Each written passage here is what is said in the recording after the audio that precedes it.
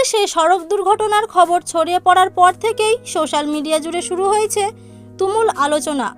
অনেকেই দাবি করছেন এই দুর্ঘটনার পর তাকে হাসপাতালে নেওয়া হলেও শেষ পর্যন্ত তাকে আর বাঁচানো যায়নি।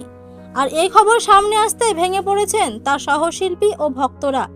এরই মধ্যে মুশফিক আর ফারহানকে নিয়ে নানা ধরনের পোস্ট ভাইরাল হয়েছে। দাবি করা হচ্ছে তিনি নাকি বলেছেন কে আমাকে এভাবে ছেড়ে চলে যেতে পারে না। আরও বলা হচ্ছে কিছুদিন আগেও তারা একসঙ্গে নতুন নাটকের শুটিংয়ে কাজ করেছিলেন। হঠাৎ এমন খবর শুনে তিনি নাকি গভীর শোক প্রকাশ করছেন এবং বারবার স্মৃতিচারণ করছেন। সোশ্যাল মিডিয়ায় ছড়িয়ে পড়া এসব পোস্টে হাজার হাজার মানুষ মন্তব্য করছেন। কেউ বিশ্বাস করছেন, কেউ আবার প্রশ্ন তুলছেন আসল ঘটনা কি।